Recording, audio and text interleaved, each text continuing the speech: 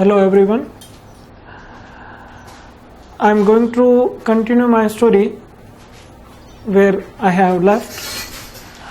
The story is we are not afraid to die if we can all be together. The story is of courage, of adventure, and it is about the voice the author along with his family and two crewmen confronted. The situation was not easy. The voice was full of hindrances, was full of obstacles, but his firm determination made him achieve his goal, made him achieve his success, and therefore the story finished. But it is not an easy task for a person who can ignore the upcoming problems, the upcoming hindrances. And a man should always be mature, a man should always be very determined, and he shouldn't realize any melancholy in his life. You know that situations are not as easy as we think, but situations cannot make us destroyed, cannot make us demolished, cannot abolish us, and it not only make us staunch, make us strong, but it can make us superior. So I am going to start. After finding a hammer, screws and canvas, I struggled back on deck. With our starboard side best open, we were taking water with each wave that broke over us. If I couldn't make some repairs, we would surely sink. अब वहाँ उस दिन मैंने story ख़त्म की थी कि जो राइटर की बेटी है उसके चोट आ चुकी थी, उसके कारण उसका आईब्रो के ऊपर यानी आई के ऊपर वाला पार्ट में स्वेलिंग आ गई थी। और राइटर अपने बच्चों से पूछने जाता है कि क्या वो सही है, क्या वो ठीक है। उसके बाद में उनको कंफर्म करके वो वापस बोट में जो भी पानी आ चुका था वेव वॉकर के अंदर उसको निकाल रहा था, और एक हथौड़ा लेके कुछ स्क्रूज और कैनवास लेके उस जगह को फिल कर रहा था जहां से पानी आ रहा था। वो इसलिए कोशिश कर रहा था कि यदि ऑथर ये ट्राई नहीं करे, राइटर ये कोशिश नहीं करे कि उस बोट से पानी निकालने की कंटिन्यू अपना प्रोसेस को कंटिन्यू नहीं करे, तो हो सकता था कि वो डूब जाए। यानी राइटर कह रहा है कि पानी इतना नाव के अंदर आ गया था कि हम सारे लोग मिलकर उस पानी को हटा रहे थे, लेकिन उसके बाद में भी मैं ट्राई कर रहा था कि किसी तरीके से पानी रुक जाए। इसलिए उसने हैमर लिया, स्क्रूज लिए, कैनवास लिया, और यदि हम ऐसा नहीं करते तो हम श्योरली ये कह रहा है कि हम डूब जाते। Somehow I managed to straight canvas and secure waterproof hatch covers across the gaping holes. Some water continued to stream below, but most of it was now being deflected over the side. More problems arose when our hand pumps started to block up with the debris floating around the cabins, and the electric pump short-circuited. अब ये writer कह रहे हैं somehow I managed to straight canvas and secure waterproof hatch covers across the gaping holes. जहां पे भी holes थे उसको फिल करने के लिए, यानी पानी जिस होल से आ रहा था उसको फिल करने के लिए अब मैंने क्या ट्राई किया, मैंने पूरी तरीके से कैनवास और कुछ वाटरप्रूफ कवर्स उस पे लगा दिए ताकि किसी तरीके से पानी बोट के अंदर आना बंद हो जाए। लेकिन some water continue to stream below, but most of it was now being deflected over the side. अभी भी बोट के अंदर पानी तो आ रहा था, लेकिन लगभग जो इतना पहले की तुलना में, पहले की कंपैरिजन में इतना नहीं था। हमने ये ट्राई करके, हमने ये कोशिश करके कि किसी तरीके से पानी रुक जाए। फिर more problems arouse when our hand pumps started to block up with the debris floating around the cabins and the electric pump short circuited. अब जिस पंप से हम पानी निकाल रहे थे उस बोट का, तो वो पंप कचरा फंस जाने के कारण वो ब्लॉक हो चुके थे, और एक इलेक्ट्रिक पंप था उसमें भी शॉर्ट सर्किट हो गया, यानी वो भी जल गया, और इसके कारण हमारी प्रॉब्लम्स और ज्यादा बढ़ गई। फिर क्या हुआ, the water level rose threateningly back on deck. I found that our 2 spare hand pumps had been wrenched overboard along with the forestaysail, the jib, the dinghies and the main anchor. अब writer ने कहा कि जो head pumps थे हमारे वो खराब हो चुके थे, एक इलेक्ट्रिक पंप था वो भी शॉर्ट सर्किट हो चुका था, एंकर के साथ में जिब, और वो मैंने उसको ढूंढने की कोशिश की, जो एक छोटी डिंगीज कहते हैं, डिंगी कहते हैं नाव को, एंकर को, साथ में मैंने जो भी चीजें और सामान ढूंढने की कोशिश की, लगभग वो भी हमारे लिए यूजलेस हो चुका था। Then I remained we had another electric pump under the chart room floor. I connected to it to an out pipe and was thankful to find that it worked. फिर उनको याद आया कि एक और इलेक्ट्रिक पंप था हमारे पास में चार्ट रूम फ्लोर के अंदर। Then I remembered we had another electric pump under the chart room floor. Chart room floor के नीचे एक और हमारे इलेक्ट्रिक पंप था, उसको मुझे याद आया कि वो भी एक है हमारे पास में। I connected it to an out pipe and was thankful to find that it worked. और मैं थैंकफुल था क्योंकि वो पाइप जो इलेक्ट्रिक पंप था वो काम कर रहा था। मैं इसको लेके बड़ा खुश था क्योंकि जो भी हमारे पास में सामान था, राइटर कह रहे हैं, पहले मैंने किसी तरीके से ट्राई की कि बोट के अंदर और पानी नहीं आए, तो मैंने कैनवास से, कुछ स्क्रू से, हैमर से किसी तरीके कोशिश करके मैंने उन होल्स को कवर करने की कोशिश की, लेकिन फिर भी थोड़ा बहुत पानी आ रहा था। और कंटिन्यू हेड पंप्स का यूज करने के कारण वो ब्लॉक हो चुके थे कचरा फंसने के कारण, और एक इलेक्ट्रिक पंप था वो भी खराब हो चुका था, और जो भी सामान था, एंकर, ये छोटी छोटी डिंगीज थे, एंकर्स थे, वो भी ऑलमोस्ट खराब हो चुके थे। फिर ये राइटर कह रहे हैं कि तभी मुझे याद आया कि एक और मेरे पास में इलेक्ट्रिक पंप था, तो मैंने जब उसको यूज में लिया तो वो एकदम सही था, तो मुझे थोड़ा रिलीफ महसूस हुआ। फिर the night dragged on with an endless bitterly cold routine of pumping, steering and working the radio. We were getting no replies to our made calls which was not surprising in this remote corner of the world. अब ये writer कह रहे हैं कि इतनी ठंडी रात में, रातें जो है वो बहुत बड़ी, ऐसा लग रहा था बहुत बड़ी रातें हो चुकी हैं, एंडलेस नाइट के अंदर, इस सिचुएशन के अंदर बहुत, जिसमें तेज ठंड भी थी क्योंकि सर्दियों का मौसम था, और ऊपर से वो सी के अंदर यात्रा कर रहे थे, सी वॉइस थी उनकी, तो वो हमारा एक हमने रूटीन बना लिया जो भी बोट के अंदर पानी आ रहा है उसको निकालने का। और उसके बाद में मैं ट्राई कर रहा था रेडियो से उन लोगों से कनेक्ट करने के लिए, यानी पास में ही आइलैंड पे यदि वो कनेक्ट कर पाए, या फिर अपनी जो नाव वो लेके गए थे उनसे वो कनेक्ट करने की उन्होंने कोशिश की, लेकिन ये बिल्कुल भी सरप्राइजिंग नहीं था मेरे लिए कि मैं उन लोगों से भी कनेक्ट नहीं कर पा रहा था। Shoes had swollen alarmingly. She had 2 enormous black eyes, and now she showed us a deep cut on her arm. When I asked why she hadn't made more of her injuries before this, she replied, "I didn't want to worry you when you were trying to save us all." अब writer ने कहा कि मैंने try किया कि किसी तरीके से हमारा कनेक्ट हो जाए, हम कनेक्ट हो जाएं, रेडियो से ट्राई किया कि किसी तरीके से हम कनेक्ट हो जाएं हेल्प के लिए, लेकिन ये सरप्राइजिंग बिल्कुल भी नहीं था। इस रिमोट एरिया के अंदर, एक ऐसे एरिया के अंदर जहां पे कोई भी और फैसिलिटी हमें प्रोवाइड नहीं कराई जा सकती थी, तो मैंने ऐसी कोशिश की कि हो सकता है कि मैं उन लोगों से कनेक्ट कर पाऊं, उन लोगों से जुड़ पाऊं जो लोग इस बोट से या पानी की जहाजों से रिलेटेड होते हैं, उन लोगों से मैं हेल्प के लिए रिक्वेस्ट कर पाऊं या कनेक्ट हो पाऊं।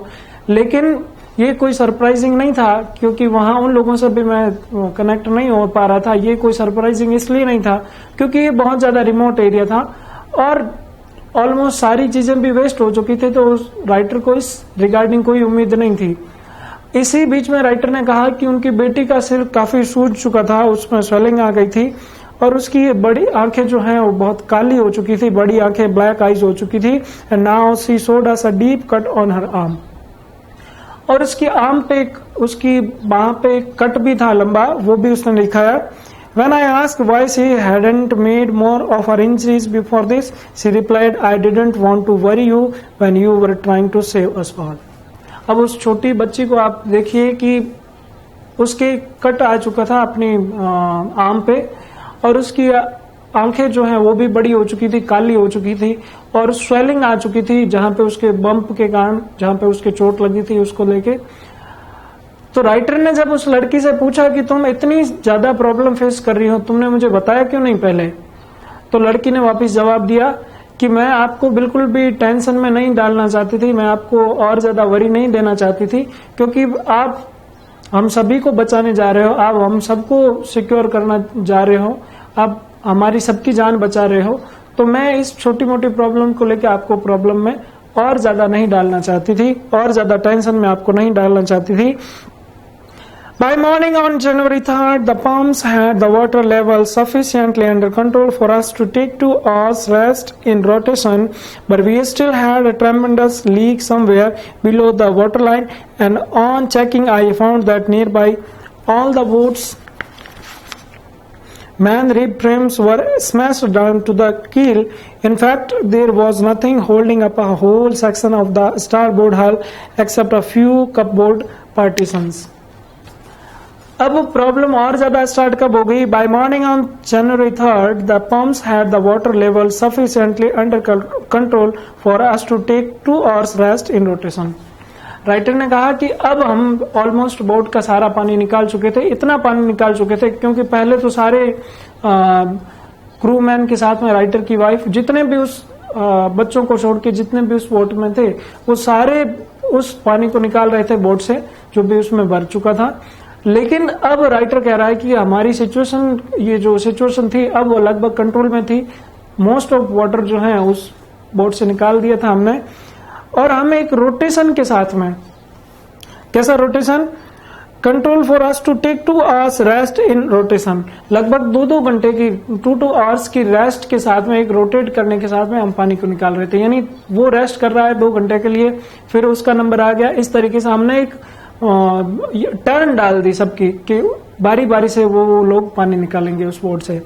पहले ऐसा नहीं था, पहले सारे ही लोग काम कर रहे थे, लेकिन अब सबको रेस्ट भी मिल रही थी। लेकिन but we still had a tremendous leak somewhere below the water line, and on checking I found that nearly all the boats main rib frames were smashed down to the keel. लेकिन अभी भी कहीं कहीं पे बहुत ज्यादा पानी आ रहा था, बहुत बड़ा लीक था उस बोट के अंदर। तो राइटर ने चेक किया, उसको पता चला कि ऑलमोस्ट उसका कील का जो पार्ट है, जहाज का पार्ट है, वो लगभग खराब हो चुका है। In fact there was nothing holding up a whole section of the starboard hull except a few cupboard partitions.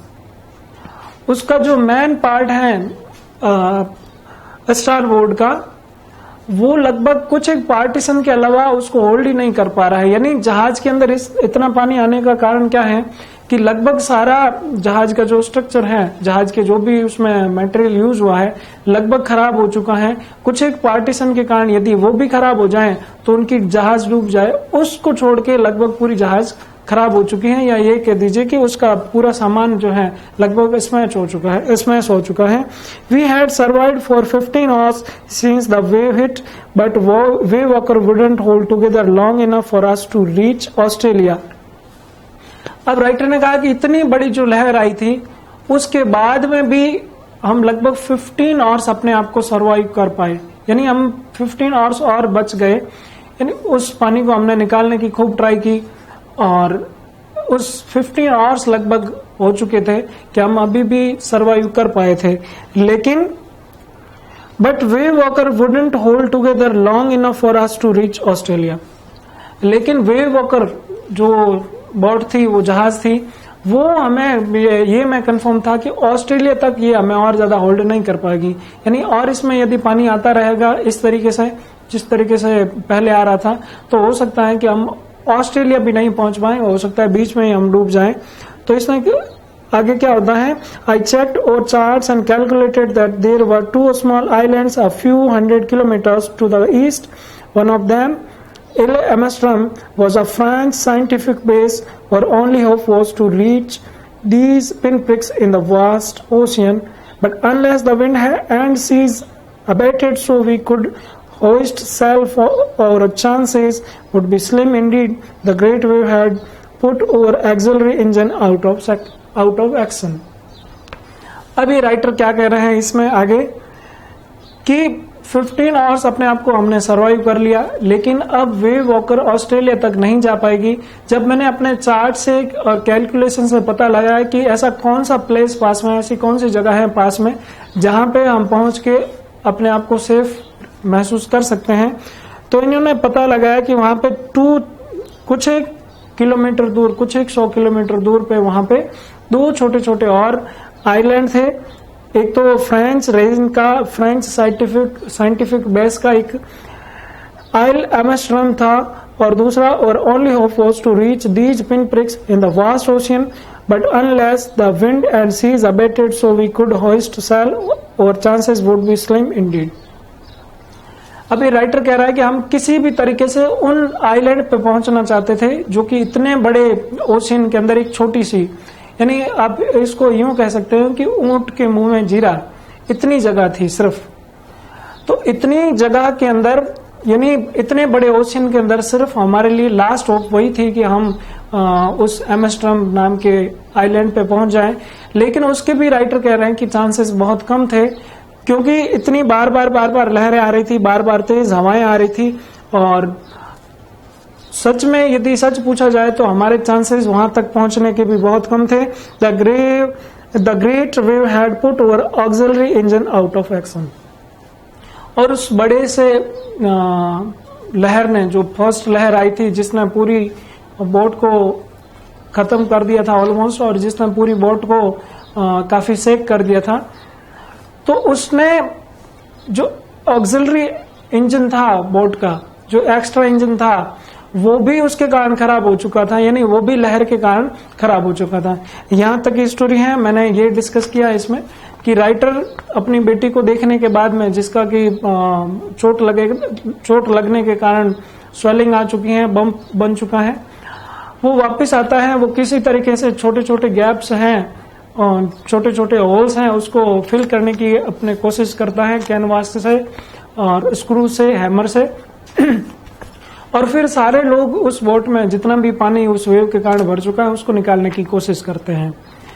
फिर ऑलमोस्ट उन्होंने बोट से पानी निकाल दिया है। फिर अपनी बेटी को वापस देखता है, क्योंकि उसकी बेटी के पहले बम्प था, लेकिन अब काफी स्वेलिंग आ चुकी है उस बम्प में, यानी आईब्रो के जस्ट ऊपर चोट लगने के कारण काफी स्वेलिंग भी आ चुकी है। आईज उसकी काली पड़ गई है, और लड़की ने एक अपने आर्म पे कट लगा हुआ है, वो भी अपने फादर को दिखाया। तो फादर ने पूछा, तुम इतनी ज्यादा प्रॉब्लम फेस कर रही थी, इतनी तुम्हें प्रॉब्लम्स थी, तो तुमने मुझे पहले क्यों नहीं बताया? लड़की ने कहा कि मैं इन छोटी मोटी प्रॉब्लम को लेके आपको और ज्यादा वरी नहीं करना चाहती थी, आपको और ज्यादा टेंशन में नहीं डालना चाहती थी, क्योंकि आप तो हम सभी को बचाने की कोशिश कर रहे हो, तो उसके आगे ये छोटी मोटी प्रॉब्लम कुछ नहीं है। अब इसके बाद में राइटर ने देखा कि ऑलमोस्ट पानी है उस बोट का निकल चुका है, लेकिन इसी बीच में उसके हेडपंप्स जो हैं वो खराब हो चुके थे, और उसका छोटी और डिंगीज वगैरह थी वो भी खराब हो चुकी थी। इलेक्ट्रिक पंप था वो भी खराब हो चुका था, लेकिन एक इलेक्ट्रिक पंप काम अभी भी कर रहा था। तो फिर राइटर ने थोड़ा रिलैक्स महसूस किया, और उसी पंप से उन्होंने पानी निकालने की कोशिश की। लगभग जहाज का इतना पानी निकल चुका था कि सारे लोग पहले जो इतनी रात में भी रात दिन लगे रहे थे उस पानी को निकालने के लिए, लेकिन अब थोड़ी थोड़ी टाइम के बाद में रेस्ट करके वो पानी को निकाल रहे थे, यानी 2-2 घंटों के एक रोटेशन के साथ में वो पानी बोट से निकाल रहे थे। फिर राइटर ने देखा कि अभी भी कहीं इतना बड़ा लीक है जिससे कि पानी उस बोट के अंदर आ रहा है। जब वो जाके उन्होंने देखा तो उनको पता लगा कि बोट का ऑलमोस्ट सारा पार्ट डैमेज हो चुका है, और राइटर ने ये डिसाइड किया कि राइटर ने ऐसा सोचा कि हम 15 आवर्स तक तो अपने आप को सरवाइव कर पाए हैं, लेकिन अब हो सकता है कि हम अपने आप को सर्वाइव नहीं कर पाए, क्योंकि ऑस्ट्रेलिया पहुंचने के लिए अभी काफी टाइम था और हो सकता है कि ऑस्ट्रेलिया वो नहीं पहुंच पाए। इसी बीच में जब उन्होंने अपने चार्ट से जो उनके पास में थे उनसे कैलकुलेट किया, तो आइल एमस्टरडम नाम से एक साइंटिफिक बेस था, एक साइंटिफिक आइलैंड था, वहां पे वो पहुंच के अपने आप को सिक्योर महसूस कर सकते थे। लेकिन उनको ये भी मालूम था कि बहुत बड़ा ओशन है और वो इतनी कोई ज्यादा हेल्प हमारी होने वाली नहीं है। यदि वहां पे हम पहुंच भी जाते हैं तो जर्नी बहुत बड़ी लंबी है, बहुत ज्यादा है, और हो सकता है कि वो बीच में डूब जाए, यहाँ पे भी वो पहुंच पाए या नहीं पहुंच पाए। अभी भी राइटर बिल्कुल भी श्योर नहीं थे, सिक्योर नहीं थे। Thank you. यहाँ तक की स्टोरी है, आगे हम इस स्टोरी को कल और डिस्कस करेंगे।